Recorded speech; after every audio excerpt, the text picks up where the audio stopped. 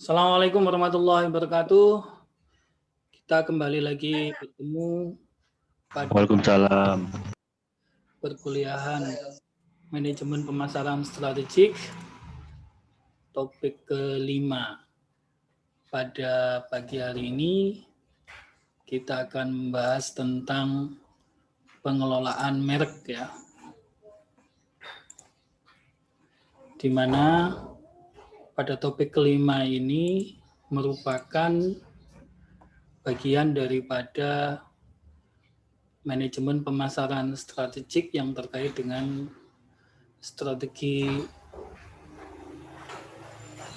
pemasaran produk dan strategi promosi produk, ya kan?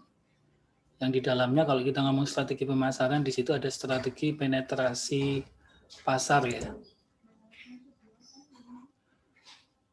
Pada pengelolaan merek ini, kita akan membahas beberapa topik kajian di mana pokok bahasannya meliputi definisi dan konsep merek, kemudian persepsi dan peta persepsi. Kemudian kita juga akan membahas tentang bagaimana mengelola merek melalui persepsi dan peta persepsi. Dan kita juga akan membahas tentang bagaimana strategi pemasaran berdasarkan merek yang dipersepsi oleh konsumen. Mahasiswa pada topik kali ini diharapkan nantinya dapat menjelaskan tentang definisi dan konsep pengelolaan merek. Kemudian mahasiswa juga diharapkan dapat menjelaskan tentang persepsi dan peta persepsi, dan mahasiswa dapat menjelaskan strategi pemasaran berdasarkan merek yang dipersepsi oleh konsumen.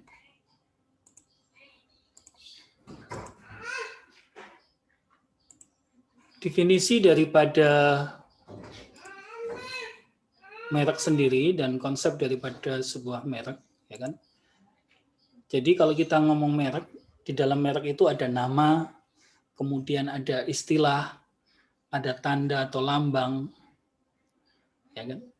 Di mana ada yang menggunakan kombinasi dua atau lebih dari unsur-unsur yang saya sebutkan tadi di atas.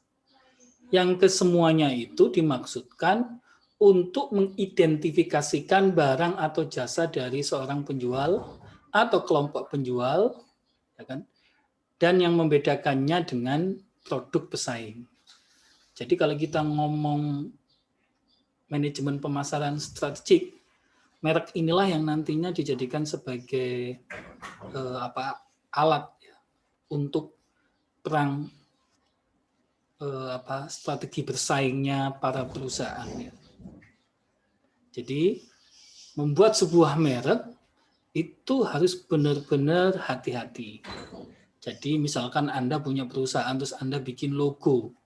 Logo itu harus memiliki makna, ya kan, istilah.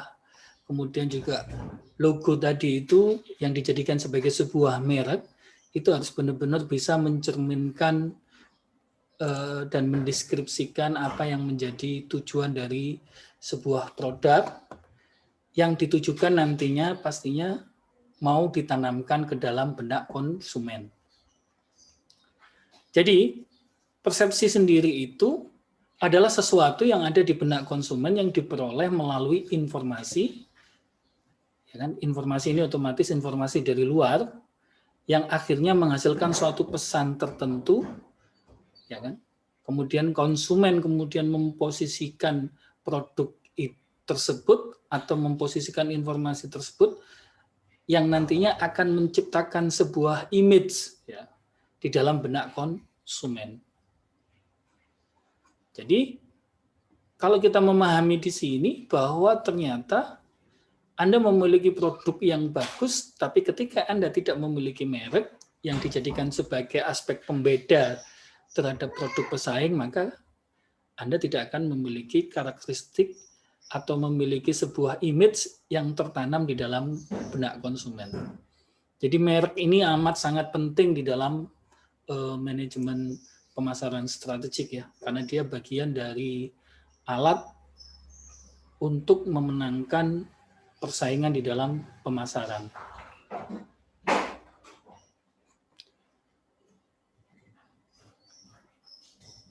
Persepsi sendiri, bagaimana kita membangun sebuah persepsi di dalam benak konsumen. Ya. Jadi kalau kita mau membangun sebuah persepsi di dalam benak konsumen, maka kita bisa menggunakan peta persepsi atau perceptual map. Ya. Peta persepsi ini dapat diperoleh dengan dua cara, yaitu yang pertama melalui data atribut. Data atribut di sini adalah atribut yang terkait dengan produk ya. Di dalamnya di situ ada harga, kemudian ada kemasan, ada desain, ya kan? Kemudian ada layanan yang ditempelkan di dalam aktivitas daripada sebuah produk. Ya kan? Nah, data-data tadi tersebut kemudian dikumpulkan, kemudian dilakukan menggunakan analisis faktor, analisis diskriminan, analisis koresponden, ataupun MDS. MDS di sini adalah multidimensional skill. Ya kan? MDS itu adalah sebuah alat dari teknik statistik, yaitu teknik multivariat, yaitu teknik interdependensi yang berfokus pada objek, kemudian Ecker sendiri dan kawan-kawan mendefinisikan itu dari bagian daripada teknik interdependensi yang berfokus pada objek. Yang kedua, melalui data non-atribut. Ya.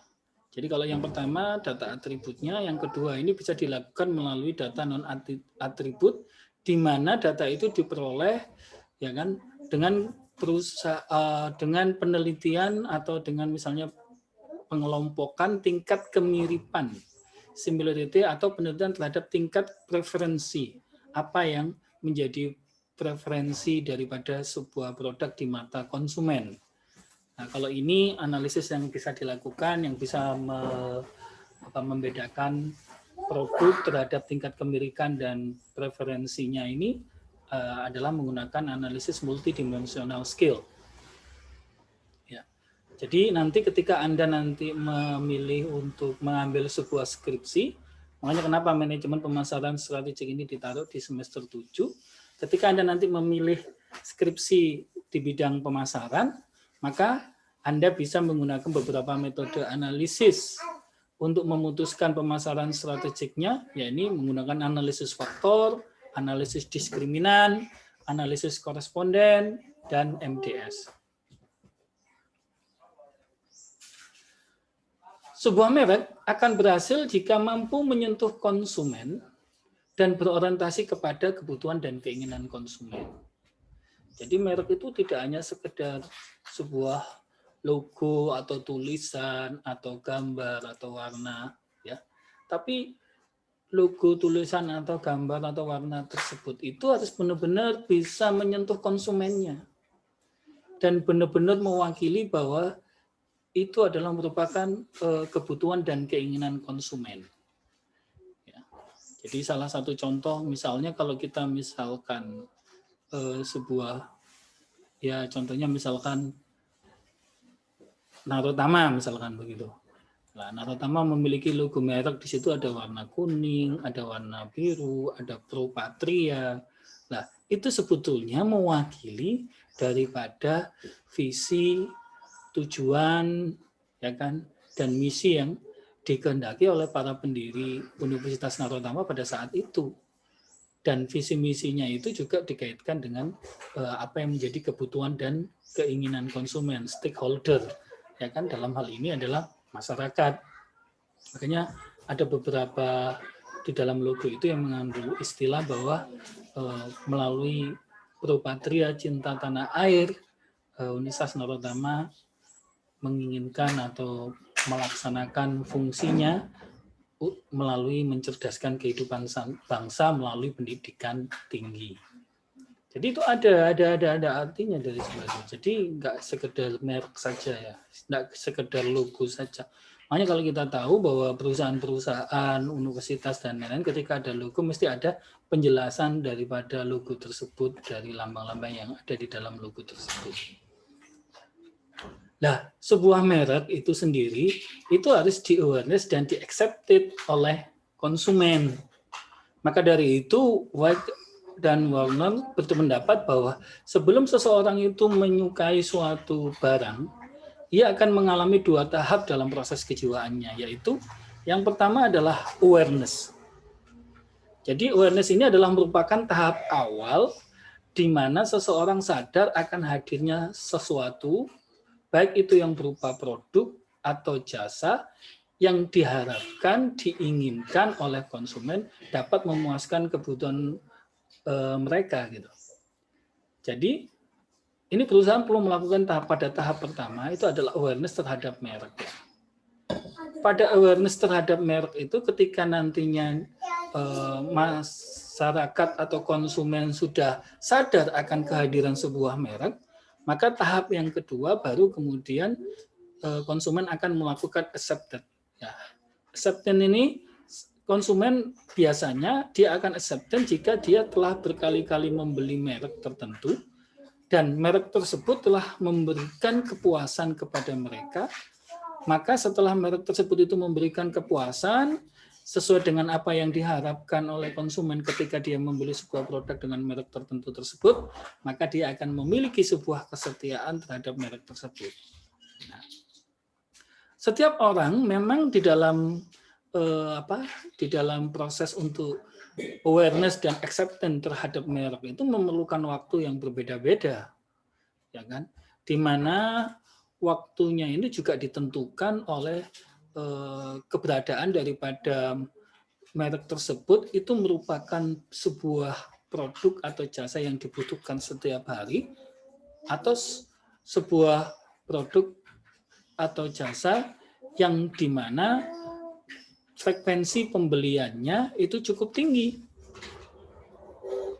Nah, ketika berulang-ulang, kemudian ketika frekuensinya tinggi dan dibutuhkan setiap hari, maka keberadaan merek tersebut juga secara waktu akan lebih cepat bisa pada tahap acceptance dan awareness dan acceptance-nya dibandingkan dengan produk yang frekuensi pembeliannya rendah dan tidak dibutuhkan setiap hari. Ya kan? Jadi ini hati-hati ketika kita nanti menentukan sebuah merek daripada sebuah produk kita. Jadi kalau kita misalkan contoh pendidikan, nah, pendidikan ini adalah sebuah merek yang dibutuhkan sehari-hari dan frekuensi pembeliannya juga tinggi. Maka dari itu dalam melakukan proses awareness sampai pada acceptance-nya karena begitu cepat pada produk pendidikan, maka otomatis secara life cycle-nya juga kalau tidak ada inovasi maka juga akan decline-nya juga akan cepat, ya kan? Tapi biasanya kalau dalam proses pendidikan, ketika seseorang sudah memilih sekolah, ya kan, misalnya sekolah SD, itu frekuensinya dia pasti akan sampai dengan 6 tahun. Jarang yang kemudian dia berhenti di tengah jalan. Nah, itu salah satu contoh. Nah, tinggal nanti bagaimana sekolah tersebut itu menanamkan sebuah image yang baik, yang nantinya image itu akan berdampak kepada keberlangsungan siswa berikutnya.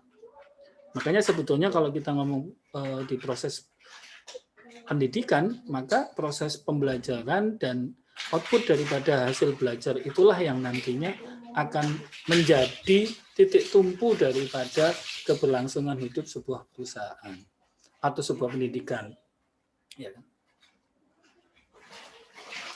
Sebuah merek itu harus memiliki nilai estetik serta keindahan baik dari bentuk, kemudian warnanya, dan dia harus menggambarkan sesuatu yang melekat pada barang atau jasa.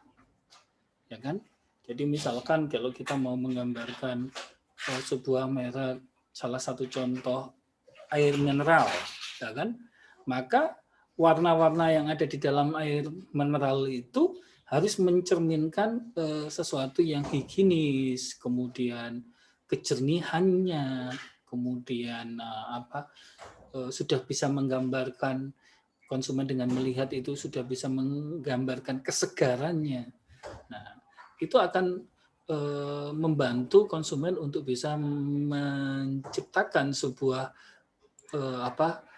image di dalam benak konsumen. Selanjutnya, merek juga harus mencerminkan kepribadian dan selera segmen pasarnya melalui simbol-simbol tersebut agar dapat diterima dan diikuti oleh konsumennya. Jadi kalau misalnya segmentasinya teenager, ya segmentasi teenager ini ya harus anak-anak muda harus menggambarkan bahwa merek itu ada menggambarkan unsur yang energik, kemudian unsur yang dinamis ya. Nah, kalau ternyata tidak bisa menggambarkan itu, misalnya malah warnanya itu adalah warna-warna yang statis, kemudian skeptis, ya konsumen tidak akan bisa menerima, mendeliver merek tersebut sesuai dengan cerminan daripada market segmen daripada sebuah produk itu. Jadi di sini juga banyak kegagalannya daripada perusahaan gagal hanya karena sebuah mereknya tidak bisa dideliver dengan baik oleh segmen pasarnya. Sehingga merek itu ketika disampaikan ke konsumen, sebuah merek itu harus ketika kita menyampaikan kepada konsumen harus dengan metode dan konsep yang inovatif, yaitu dengan tujuan untuk memuaskan kebutuhan psikologis atau sosiologis mereka. Jadi tidak hanya kebutuhan yang bersifat fisik, ya, tidak hanya kebutuhan yang bersifat produk fisik, tapi kita harus memperhatikan aspek-aspek psikologis ataupun sosiologis mereka. Nah, kita ini banyak melihat ketika Anda misalnya melihat ketika sebuah perusahaan rokok mau mendeliver mereka dengan sebuah iklan, apakah Anda melihat di situ iklan-iklan yang kemudian menunjukkan aspek fisik daripada produk tersebut? Misalnya menunjukkan orang merokok, enggak kan? Justru yang ditunjukkan adalah orang-orang yang kebutuhan-kebutuhan psikologis ataupun sosiologis mereka. Jadi kebutuhan akan pertemanan, kebutuhan akan semangat, kemudian kebutuhan akan hidup yang sukses. Nah, jadi itu yang harus diperhatikan bahwa tidak selalu pengelolaan merek itu ketika di-deliver kepada konsumen harus berupa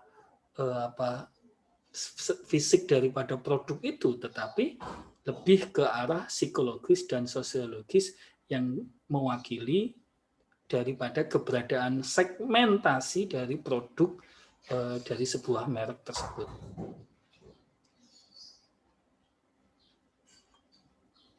Nah, kemudian bagaimana sebuah merek itu bisa menjadi salah satu faktor pemasaran strategi perusahaan? Jadi ini biasanya nanti kalau Anda mau bikin skripsi ya, ini bisa nanti dijadikan sebagai sebuah ide untuk menyusun sebuah skripsi di bidang pemasaran. Jadi ketika sebuah merek itu dideliver kepada sebuah produk, ya kan, dan melalui atribut-atribut produk yang ada itu, kemudian dideliverkan kepada konsumen, maka konsumen akan memposisikan di dalam benaknya, ketika dipersepsikan dalam benak konsumen, maka konsumen akan punya posisi atau image merek tersebut. Ya, sebagai salah satu contoh, ini misalnya perusahaan retail. Ketika sebuah perusahaan retail dipersepsikan oleh konsumen harganya murah, dari mana harganya murah, ya kan? Misalkan di situ selalu ada diskon, ya kan? Jadi perusahaan ketika menyampaikan sebuah produk itu selalu ada diskon, ya kan? Dan itu melekat pada atribut produknya, baik itu secara online maupun secara display yang ada di dalam toko atau di dalam display produk-produk retail tersebut. Nah, ketika itu berhasil, misalnya, kalau mau beli murah silakan beli di toko A, misalnya silakan beli di toko Indomaret, itu loh harganya murah, ya kan, dan terjangkau. maka strateginya dia harus tetapkan melakukan penetapan kestabilan harga. Makanya kenapa Indomaret itu kalau Anda beli dari Indomaret 1 ke Indomaret lain cenderung harganya stabil sama, ya kan? Karena itu yang sudah dipersepsikan oleh konsumen dan dia harus menjaga itu. Karena itulah positioningnya dia. Dan itu menjadi strategi pemasaran kunci daripada Indomaret, misalkan begitu. Kemudian yang kedua misalnya retail B, ya kan? Itu dipersepsikan oleh konsumen itu karena kualitas, kenyamanan dan kebersihan pelayanan, kemudian pelayanan kasirnya, AC, promosi, kemudian di situ ada musik, ya kan? Kalau seperti ini, maka strategi yang harus diterapkan adalah meningkatkan kualitas atribut produk tersebut secara keseluruhan. Jadi harus tetap kelihatan nyaman, bersih, pelayanan karyawannya menyenangkan, ramah, pelayanan kasirnya juga cepat. Ya kan, kasir juga menginformasikan produk-produk yang lagi promo, ya kan. Kemudian AC-nya dingin, terus ada musik. Nah, kalau sudah dipersepsikan seperti itu, maka perusahaan harus meningkatkan kualitas atribut produk tersebut secara keseluruhan. Nah, jika tidak, misalnya salah satu contoh saja, kebersihannya menjadi berkurang. Nah, ini akan ditinggalkan oleh konsumennya. Ya kan? Jadi hati-hati ketika kita mau mendeliver sebuah merek di dalam benak konsumen. Jadi kalau delivernya pasti melalui atributnya ya. Ya kan? Jadi itu yang harus dikerjakan oleh perusahaan sesuai dengan apa yang ada di benak konsumen tadi. Demikian pula juga ketika sebuah retail misalkan yang ada di benak konsumen yang dideliver dan diterima oleh konsumen secara persepsi konsumen adalah layout dan image, ya kan? Maka ya dia harus mengembangkan citra positif terhadap image-nya tersebut, ya kan? Itu loh misalkan, itu loh kalau kita misalkan salah satu contoh dulu itu yang layout dan image ini adalah Hero ya, dengan salah satu contoh. Hero itu terkenal memang apa istilahnya dia punya rekam jejak karena dia supermarket lama, tapi ya akhirnya dia kalah juga ya ketika segmentasi pasar berubah, keinginan pasar berubah, maka juga model pemasaran strategi kita ini harus berubah. Ketika tidak berubah ya kita akan ditinggalkan oleh konsumen kita. Nah, dari preferensi apa yang dikehendaki oleh konsumen kita, segmentasi pasar kita, itu kita harus benar-benar mendekatkan, ya kan, mendekatkan pada apa yang benar-benar menjadi prioritas preferensi konsumen. Jadi kalau prioritas preferensi konsumennya adalah harga, ya fokus kita harus harga. Jadi bagaimana menciptakan harga-harga yang lebih murah. Sebaliknya juga begitu. Kalau fokus preferensi konsumen itu adalah kenyamanan, kebersihan tempat, pelayanan, ya kita fokusnya harus di situ. Ya. Jadi ini yang harus diperhatikan sehingga nantinya keberadaan merek itu harus dikelola dengan baik karena dia merupakan senjata perusahaan, dia merupakan senjata perusahaan di dalam melakukan pemasaran strateginya. Jadi pada topik kali ini yang bisa saya jelaskan sementara. Barangkali ada yang mau ditanyakan, saya persilahkan. Silakan. Saya ingin dengar suaranya Edo. Mas Edo? Hadir Pak, hadir. Saya lama tidak berjumpa ini. Biasanya kalau kuliah tatap muka sering diskusi kita. Sekarang iya, Pak. Coba Anda share ke kita atau ada yang mau ditanyakan mungkin terkait dengan bisnis Anda, yaitu apa? Bisnis pulsa dan apa layanan apa? Pembayaran. Iya, layanan pembayaran top up gitu loh, Pak. Sekarang lagi seret sih Pak, soalnya kan dari kemarin juga kan dolar sempat naik ya. Terus ya harga saya juga ikut naik ya, otomatis pelanggan juga agak ngerem juga pembeliannya, mikir-mikir. Sampai berapa tingkat penurunannya? Saya bisa ngomong sampai 50%-an dari sebelum COVID ya Pak ya. 50%-an. pendapatan berkurang. Tadi itu ya, anu juga ya, Iya. lumayan juga. Soalnya kan ini Pak, orang-orang kan lebih memilih beli kebutuhan primer gitu loh kan. Soalnya kan kalau top up apa-apa itu kan masih kebutuhan sekunder bahkan tersier gitu. Jadi agak dikesampingkan juga. Tapi sebetulnya dalam posisi COVID ini orang juga butuh kesenangan untuk menghilangkan stres. Iya, beberapa bulan ini sih udah mulai dari Agustus itu udah agak naik walaupun pelan-pelan. Sudah mulai stabil lagi. Pelan gitu. Udah mulai agak ramai lagi. Nah, proses. jadi Anda harus membangun sebuah image. Apa merek dagang Anda? Edo gitu. Ya, saya sih ada toko cuma terkenal di satu kayak komunitas aja gitu loh Pak. Namanya Saani Kid Shop. Itu kayak di satu game itu kenal Saani Kid semua gitu loh Pak. Tapi ya cuma ruang lingkupnya cuma itu aja. Untuk yang di luar game itu belum ada yang kenal kayak gitu. Kenalnya Karena cuma Sani ini sendiri dipersepsikan kalau secara merek apa oleh konsumen? Saya nggak ikut ini sih Pak, cuma iya buat lucu-lucuan Sani itu kan artinya kasihan ya. Dulu tuh kalau bikin toko bikin Sani aja, soalnya biar kasihan biar dibeli. Oh gitu. Jadi anunya kasihan image-nya. Iya. Ya berarti Anda harus kalau sudah dipositioningkan seperti itu, Anda harus bangun itu. Ya, karena ini Jack Troy dan Always itu mengatakan ketika kita sebuah merek itu sudah dipositioningkan dengan posisi tertentu, itu jangan dilawan. Anda justru harus berangkat dari itu. Ini saya cerita.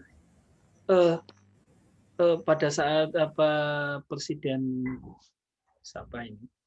Amerika yang kena kasus perselingkuhan dengan sekretarisnya itu siapa? Lupa saya. Sudah tua ini. Kurang ngerti. Siapa ya namanya? Itu cukup terkenal ya. Siapa sih? Ini kan siapa? Jadi intinya gini, ketika dia misalkan dipositioningkan pada saat itu di posisi ya ini saya langsung aja ke Mas Edo ya, karena waktu. Ketika Mas Edo perusahaannya sudah dipositioningkan kasihan, ya Mas Edo harus bangun itu, nggak apa-apa, ya kan? Jadi kalau kita ngomong image itu baik positif maupun negatif yang diterima, apa yang sudah dibentuk oleh pikiran konsumen, benak konsumen, ya harus dideliver dari situ. Ya, jadi bagaimana kita supaya membangun supaya yang kasihan itu tidak hanya orang-orang yang sudah beli, orang-orang yang lainnya itu juga jadi kasihan gitu. Jadi kasihan dan saya teknik promosinya juga gitu sih Pak. Jadi kayak kalau dijual ini mohon dibeli soalnya mau beli apa kayak gitu. Ya, ada tagline yang lain aja. Ya tidak hanya itu, Anda harus inovasi.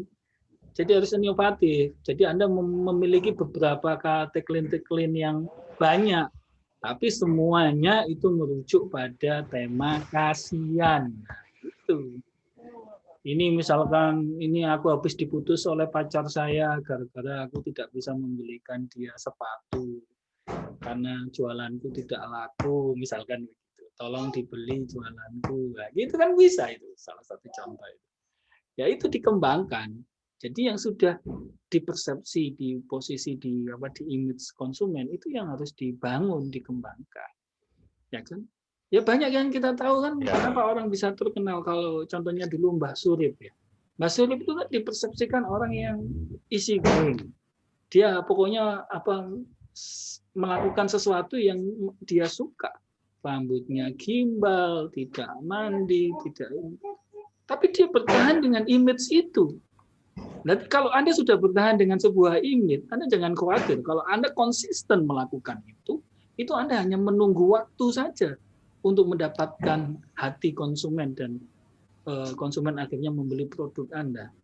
Nah, kalau Anda mau misalnya kalau boleh jujur, lagunya Mbak Surip itu sudah diciptakan sudah cukup lama kan. Tak gendong kemana-mana. Itu jelengah banget kan. Sebetulnya. Tapi itu menghasilkan miliaran rupiah. Itu menghasilkan miliaran rupiah lagu itu. Ya kenapa? Karena dia konsisten dengan itu.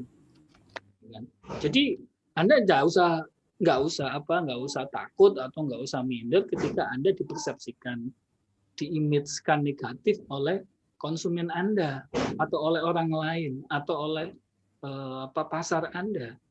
Tinggal itu dibangun saja bagaimana sesuatu yang sebetulnya sedikit image-nya itu negatif, tapi itu justru menjadi sesuatu yang positif bagi perusahaan, yaitu yang harus dicari. Dan itu terima kasih Mas Edo mau berbagi. Ya, saya doakan. Ya, sama-sama, Pak. Saya doakan. Ya, amin. Nah, kalau bisa dikembangkan, lah, jangan hanya pulsa. Bisnis yang lainnya. Kemarin sih ini sih Pak, saya lagi ngembangin PayPal gitu loh, pembayaran via PayPal. Kemarin waktu itu kan juga masih mikir-mikir juga gak tahu sistemnya. Sekarang udah buka, alhamdulillah. Nah, kalau misalnya Mas Edo mau peluang ini, sebetulnya ada peluang GrabPay. GrabPay itu tidak hanya sekedar pembayaran bisa dilakukan melalui Indomaret macam-macam, tapi jika dia bisa dilakukan melalui tarik tunai. Jadi nanti di daerah-daerah atau rumah-rumahan itu bisa macamnya, toko-toko kelontong itu bisa tarik tunai, bisa model seperti bank. Dan itu bisa dilakukan ke BMT dan lain-lain.